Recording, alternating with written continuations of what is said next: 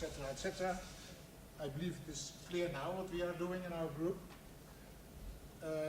My presentation, in fact I have two presentations, one on science communication.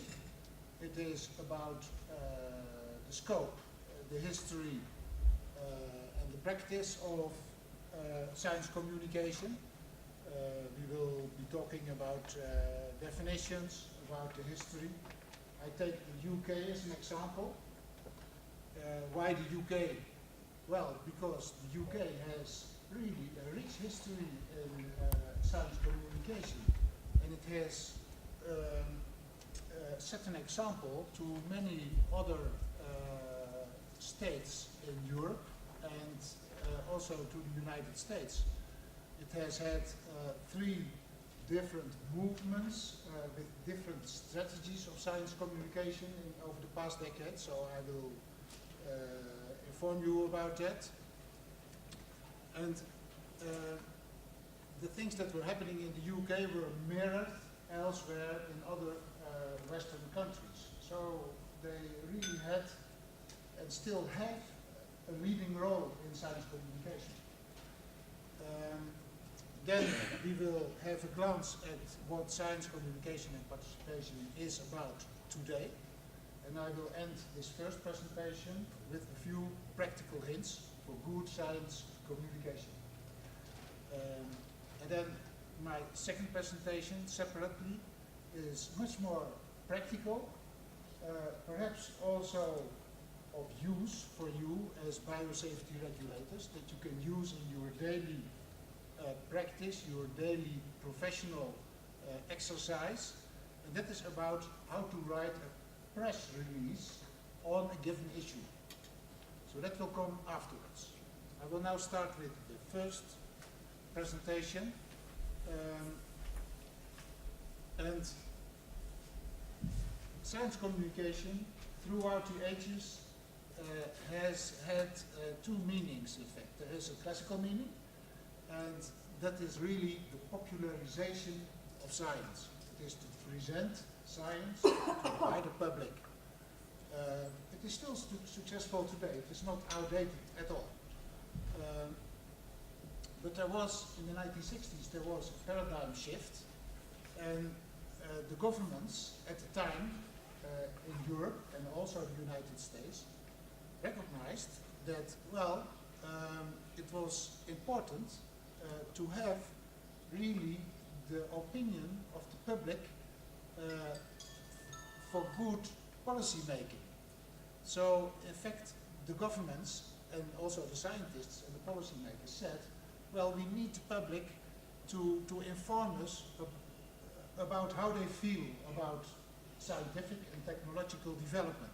So that was a reverse information flow from the public towards those who were making science.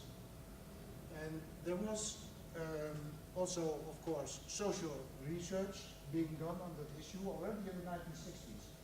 And the most famous person who worked in this field at the time was Sherry Arnstein. And she looked at this, at these ways of communicating. At the time, in the United States, there was a great distinction between the haves, that was the majority, the white majority, and the have-nots, that was the black minority. And the black minority felt really excluded from social development. And that was the reason for the creation of the Black Panther Party. And their slogan was, power to the people. They wanted power, they wanted to have a say in what the government was doing to them. The government was ruling the country, but the minority have-nots didn't have a voice in that. And in fact, that was recognized by the government. And they thought, well, indeed, the have-nots, the governed, have to be involved, in fact, in their own government in order to, well, to have an inclusive society, not exclude minorities. And Einstein did her research, and she recognized that science participation into government thinking and government policy making meant, in fact, conferring power, part of the power of the government, to the citizens. It was, in fact, a redistribution of power from the government and those in power to the citizens. And this was not only in the United States. It was a time in the 1960s. There was a lot of turmoil also in Europe. And this is a poster that was painted by French students in Paris in 1968 at the time of the big student rebellions and the workers' rebellions in Paris. And it says, if I translate, because participation was a buzzword at the time, but they didn't believe in it. So it says, I participate, you participate, he participates, we are participating, you are participating, but they profit. And there, that is exactly the point that Einstein made, that participation, in fact, is empty if it is without a redistribution of power.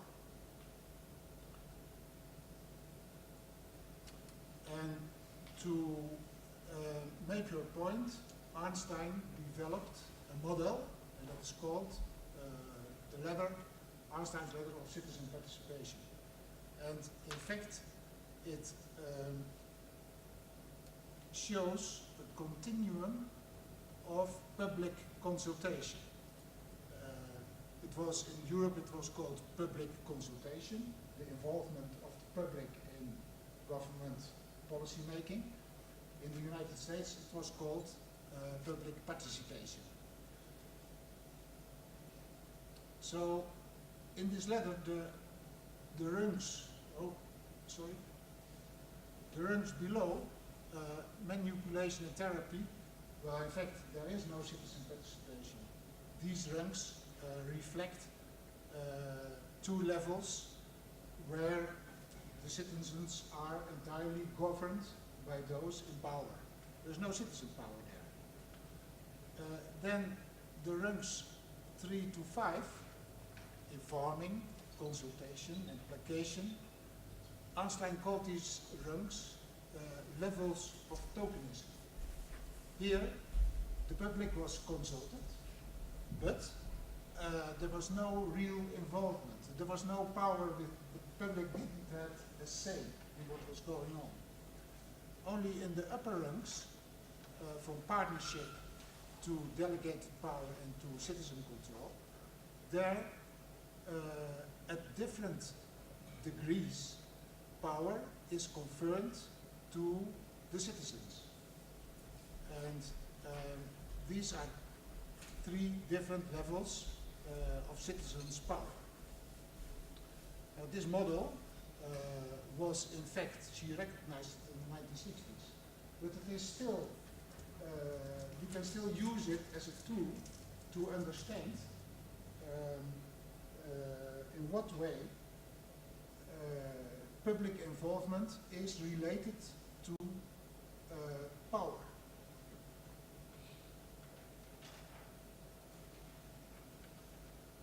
And of course, this ladder is a symbolic ladder, but it reflects a continuum of public involvement. But there are many situations, of course, that are in between the rungs that do not exactly reflect the rungs themselves. You can extend the rungs according to the real situation. And of course also the ladder is a simplification. There are many overlapping situations, overlapping behaviors, but the key point is that there are many graduations of citizen participation, and all those degrees of participation are linked to the power position. That's the key point. And it is still applicable today in situations of public involvement in policy making. So if we look then at science communication and the information flows and the power distribution, then we see that, well, in the classical meaning, the popularization of science, the power is entirely with the scientists. It is they who determine what is going to be shared with the public. With public consultation in the 1960s and 70s, the power was still with the government, the policymakers and the scientists, because it were they who asked representatives of the public to give their views. But it remained at that. They didn't share power with the representatives to give them a real say, a real impact. That happened only during the 1980s and later on, until today. In the 1980s there was a second paradigm shift, and then we entered the era of public participation, or public engagement, as it is also called. Both terms are being used simultaneously, and here there is really a distribution of power between, on the one hand, the government and those in power, and on the other hand, the public and the representatives of the public. Distribution of power and a two-way information flow, not one way anymore. So that these are crucial differences in the relationship between the governments and the scientists on the one hand and the public on the other hand.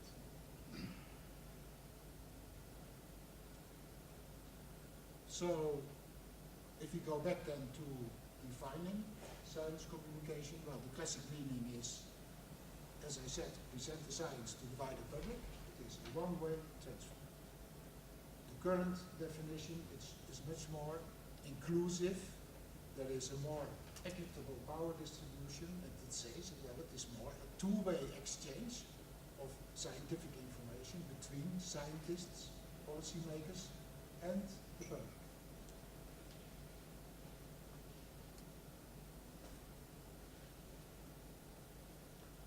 And these definitions are linked to what you aim with science communication. The classic aim of science communication is to educate the people, to inform the people.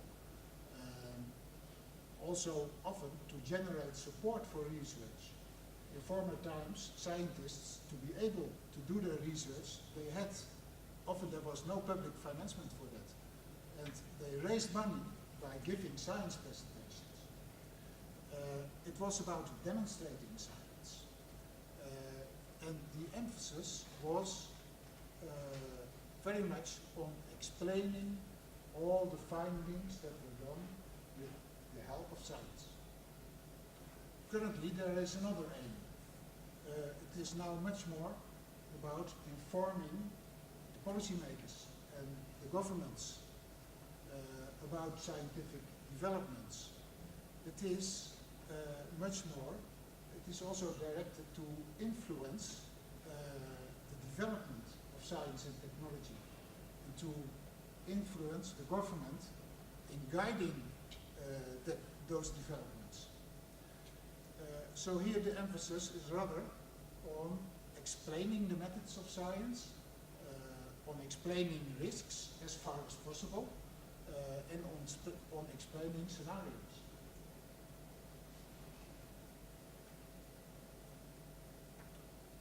Now I just want to give a few examples of great science communicators of the past, and also to show that it is not something of today.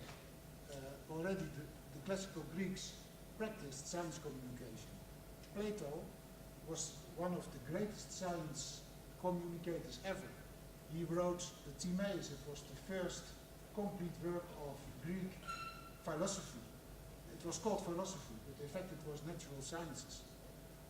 The Romans also took it up. There was Pliny the Elder. He wrote the first complete natural history. And then later on, the Italian Galilei, he was looking at his telescope. The telescope had been invented a few years before his work in the Netherlands, but he was working with the telescope, and he looked with the telescope to the moon, and he discovered the mountains on the moon, and he wrote a booklet about it, a popular booklet, to gain, also to raise money for his research. And his booklet was called The Starry Messenger. It was a big success, and he raised lots of money, and he got a good position to do research. And the key, also to give you an advice, perhaps for your daily practice as a biosafety regulator. And one way, I have already given you one example of two-way information center, two-way information exchange. It was the public consultation exercise. But now this is about a one-way information, and that is the press release. If you are, as a biosafety regulator, working in say, a national biosafety agency, then from time to time, probably you will have to make press releases. So, how to write a press release? That is where this presentation is about. And the handout that you are getting right now is just an additional information about the issue. This one is from Friends of the Earth. I am not necessarily an adherent of Friends of the Earth, but it is freely available.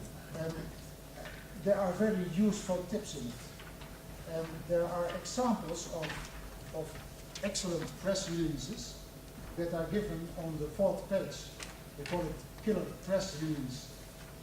Because a press release, well, you must make it in the press. It is not necessarily adopted by the press. So that's just a support, just an additional support. How to write a press release? The first question I would like to ask with you is, what is a press release?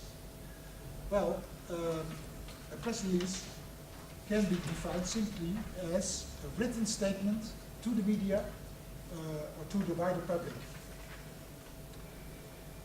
A press release is often an essential element of any strategy of public relations, be it of a company, of a government body, of an NGO, of any organization.